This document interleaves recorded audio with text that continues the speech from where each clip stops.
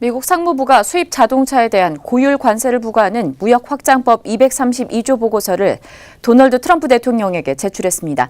미국은 국내 자동차 업계 가장 큰 수출 시장으로 연간 수출량만 80만 대에 달하는데요.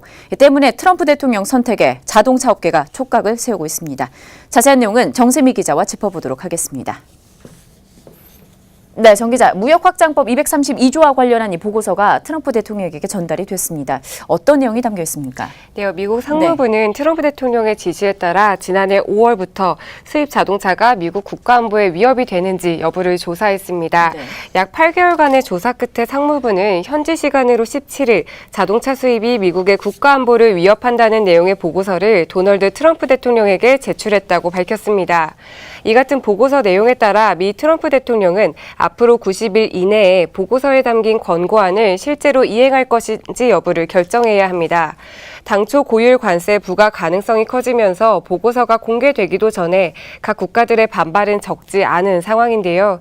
상무부는 이를 의식한 탓인지 보고서를 3급 비밀로 제출해 어떤 내용이 담겼는지는 정확히 알려지지 않았습니다. 다만 업계 관계자들은 차량에 관련된 기술이나 부품에 대해 최소 일부의 관세를 매기는 권고안이 포함됐다고 보고 있습니다. 그런데 이 관세 폭탄이 현실화가 될 경우에는 국내 자동차 산업 생태계가 좀 급속하게 붕괴될 것이다라는 이야기가 나오고 있는데 실제로는 어떻습니까? 네, 그렇습니다. 네. 미국은 한국 자동차 업계의 가장 큰 시장입니다. 네. 지난해 미국에 수출된 국산차는 81만 대로 전체의 3분의 1을 차지했습니다. 당장 현대기아차의 타격이 불가피해 보이는데요. 두 회사의 지난해 미국 물량은 각각 31만 2,400대와 22만 9,700대였습니다. 전체에서 차지하는 비중은 각각 31.4%와 25.2%에 달합니다. 이에 정의선 현대차그룹 총괄 부회장이 작년 하반기부터 미국 측 고위 인사들을 만나는 등 관세 폭탄을 막기 위해 고군분투한 것으로 알려졌습니다. 또한 르노 삼성 역시 피해가 불가피한 상황인데요. 대미 의존도가 가장 높기 때문입니다. 특히 로그를 중심으로 한 미국 물량이 10만 7,800대에 달합니다.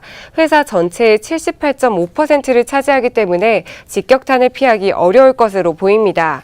한국 GM도 상황은 좋지 않습니다. 미국 물량이 16만 5,400대로 군산 공장에 이어 추가적인 생산 라인 폐쇄가 이어질 수 있다는 비관 섞인 전망까지 나오는 상황입니다.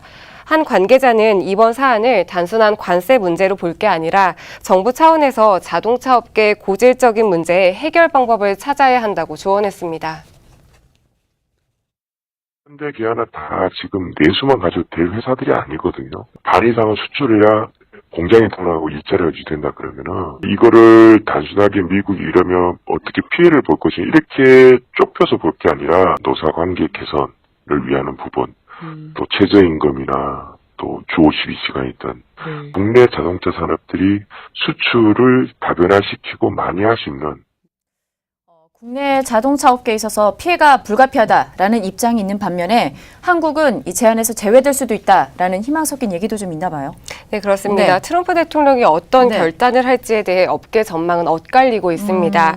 트럼프 대통령이 우리나라는 캐나다와 멕시코와 함께 부과 대상에서 제외될 거라는 희망 섞인 전망도 있습니다.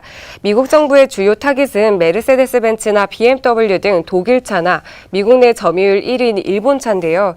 특히 지난해 한미 자유무역협정 개정 협상을 타결했기 때문입니다. 또한 일각에서는 자율주행차와 전기차 등 신기술이 적용되는 차량에 대해서만 규제를 할 것이라는 의견도 있습니다. 일률적으로 고율 관세를 부과할 경우 반발이 클 것이기 때문에 미국 정부가 자율주행차나 전기차 등만 규제해 신기술의 주도권을 잡는 실리를 챙길 것이라는 분석입니다. 미국 하게 되면은 세계에서 가장 큰 자동차 시장이면서도 기준을 제시하는 나라이기 때문에 미국 쪽의 수출이 영향을 받는다는 얘기는 치명적인 손상을 입을 가능성이 크기 때문에 의존도 자체를 미국에 높이는 것도 점차 좀 줄여야 된다는 거죠. 제3세계라든지 이 수출 다변화 노력을 통해서 어느 한 곳에 영향을 받더라도 다른 곳에 영향을 안 받게 미국 의존도에 대한 부분들 또 수출 다변화에 대한 부분들 하나의 숙제가 아닌가 이렇게 네, 하지만 어떤 경우라도 한국 자동차 업체는 정도의 차이만 있을 뿐 피해가 불가피한 상황입니다. 때문에 정부와 업계 관계자들은 미국을 방문하는 등 최종 결정까지 막판 설득에 적극 나서고 있는데요. 이런 움직임이 자동차 산업을 지켜낼지 지켜봐야겠습니다. 네, 대한민국의 자동차 산업의 판도를 조금 더 주의 깊게 지켜보도록 하겠습니다. 지금까지 정세미 기자와 함께했습니다.